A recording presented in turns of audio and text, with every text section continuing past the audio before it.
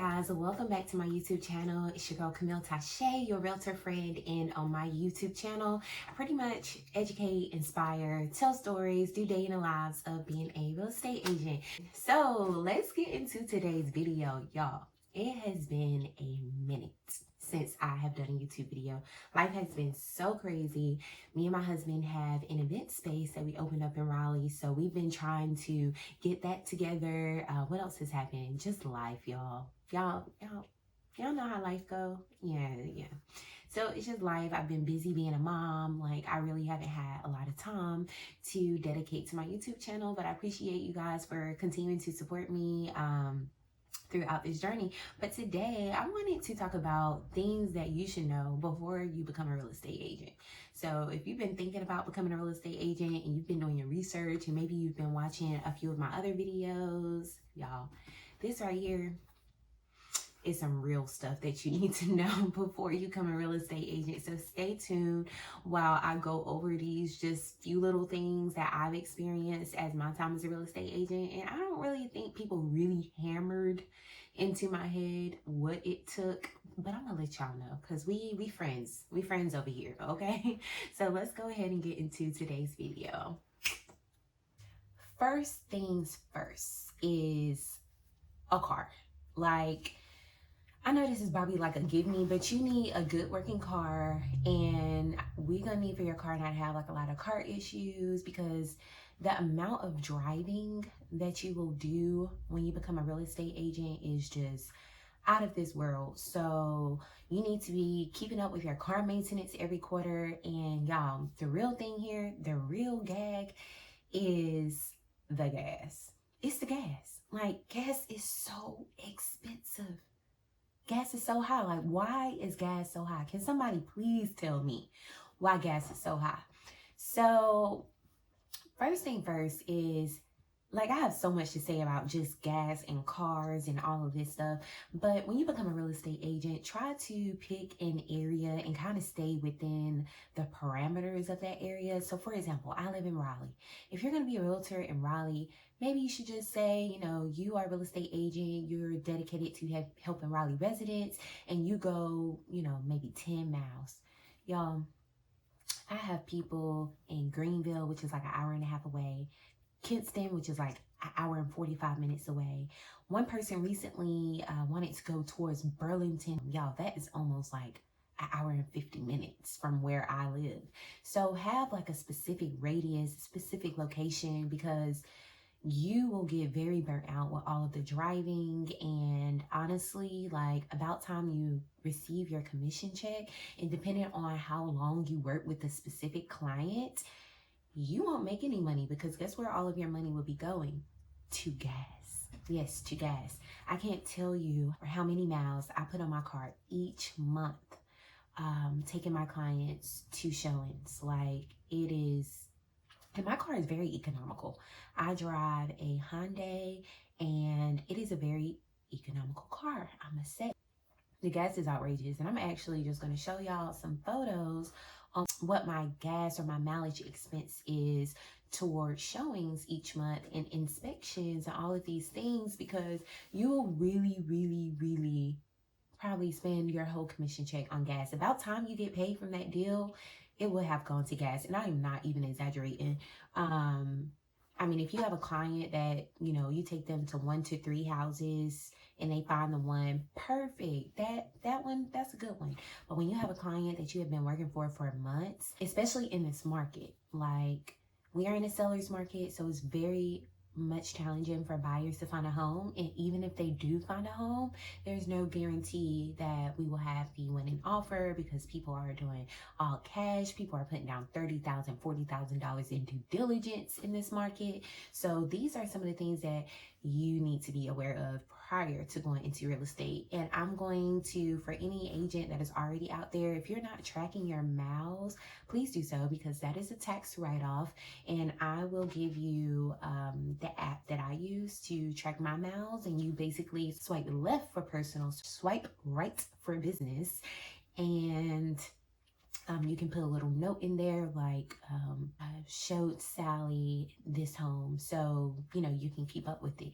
but the gas is ridiculous. I've been wanting to get a Tesla, and I can't afford a Tesla right now, but we're going to get there. We're working on that, because if you can afford a Tesla, I would definitely say that is the way to go. And I know with Tesla, you have to, the battery runs out. You have to get a new battery every so many miles. But honestly, I think it's definitely a better trade-off than putting gas in your tank every 2 days. Putting a full gas of tank in your car every 2 to 3 days at $30, you do the math. In 1 week, you're spending $60 minimum. You multiply that by 4 weeks in a month, and you are spending $240 in gas. And that's the minimum. Yeah. Get you a Tesla. The other thing is your schedule. So you will mostly be showing houses in the evenings and on weekends, because that's when people work. Yes, you are an entrepreneur. Yes, you get to create your own schedule. But the truth of the matter is, most people are only available on the evenings and on weekends. In this market, you pretty much just forget showing houses on Sunday. Just take that time to relax, to rejuvenate, to plan, because on Sundays in our market, especially it being a seller market in Raleigh, offers are due at 12 p.m., 2 p.m., 5 p.m. So about time you even try to see that house and do the research to prepare the offer and coordinate with client to sign contracts and whatnot. The offer deadline has already passed. They've probably already been thinking about who their top person is, or offeree is in the situation, and their mind is probably already made up at this point. So just forget it. Plan to do your heavy hitters on Thursday, Friday, Saturday. You're going in for your showings during those days. If you have clients that have the luxury of viewing homes during the day, during the week, great. But just plan for really Monday through Friday, your regular 8 to 5, to be office hours, and yada yada yada. And that brings me to my next point. Thing number 3 that they don't tell you when you become a real estate agent. See, most people think, oh, I get to show houses. It's going to be so fun. We're going to find a perfect match. But a lot of your time is spent marketing, is spent doing lead generation. So if you have a background in business or marketing and sales, perfect. It's the perfect little segue to becoming a real estate agent. So to feed your business, you need clients. To get clients, you need leads. So where are you getting these leads? Is it from your church? Is it from a fraternity and sorority that you're a part of? Is it from community organizations and groups that you volunteer in? Is it your old classmates and peers from college and high school? Is it your coworkers and colleagues? Where are you getting your business from? 90%, maybe even 95% of this business is generating new leads, so that you can nurture those leads, so that those leads will possibly turn into your clients one day.